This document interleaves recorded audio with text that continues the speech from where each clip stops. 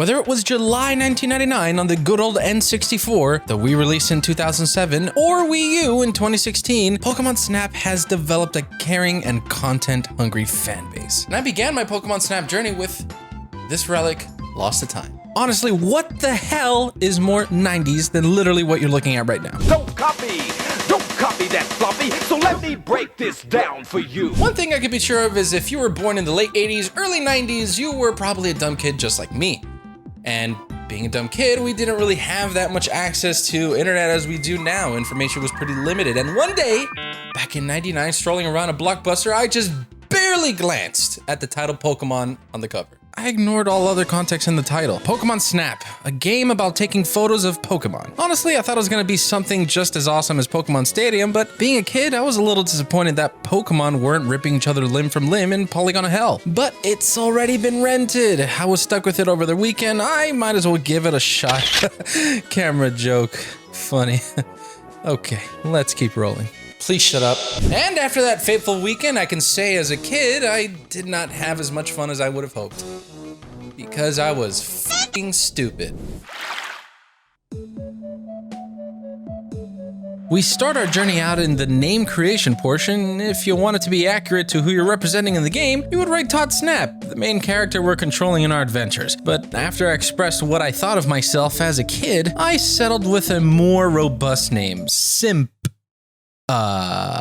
We then meet Ash Ketchum's secret stepdad, Professor Oak. The reason he invited us over to this giant Pokemon resort wasn't to help him legally change his last name to Ketchum, but to have us, the great Simpa, photograph and document the Pokemon on this island named Pokemon Island. Creative. To aid travels in your photography journey, you get to use Professor Oak's new multi-terrain vehicle invention, the 01, constantly moving towards the goal gate in this rail shooter game.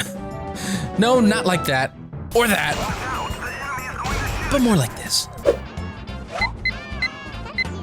With the same intensity as this. Because to someone who is a Pokemon fan like me, they're gonna get genuinely excited for every new Pokemon they encounter, which incentivizes exploration, curiosity, and something we will learn later in the game, environmental interaction. And while all of these positive things are practically permeating from this game, oh, that's great. That isn't to say the game doesn't have some flaws.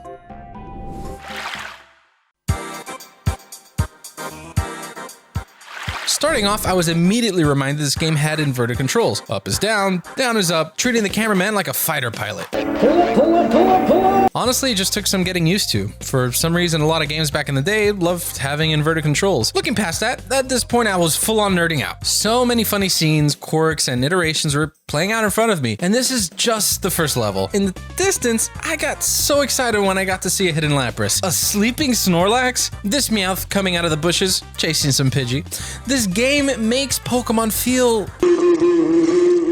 real. But then I absolutely lost my shit when I saw a giant Kangaskhan in front of me. I took so many photos that I actually ran out of film and ended the game prematurely. I forgot that film was actually a finite resource in the game, but that is not the only thing that incentivizes better photos of Pokemon. At the end of a run in a level, you choose the absolute best shot of each Pokemon and submit it to Professor Daddy to curate and award you points. Wow. Oak Papa judges your photos based on 3 factors: size, pose, and technique. Honestly, I wish there was a bit more that Oak could judge on because we definitely captured some hilarious photos, but apparently shots that depict a Pokemon really questioning the meaning of life don't rack up too many points if they're not perfectly centered. You were close.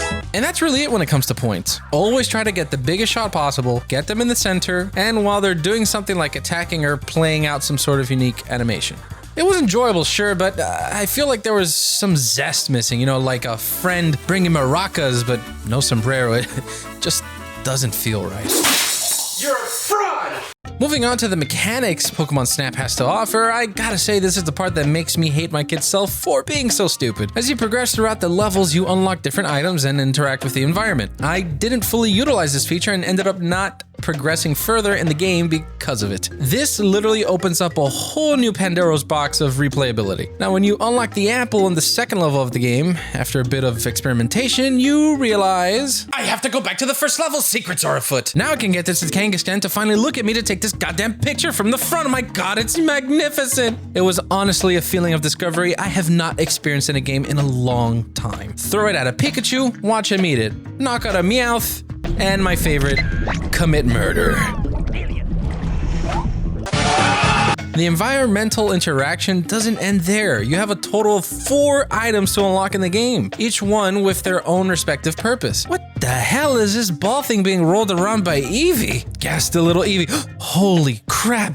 Chansey! Naturally, when getting the Pokeflute, Snorlax was the main man I wanted to see. Oh man, when he's shaking it, shake it. Yeah, shake it, Snorlax.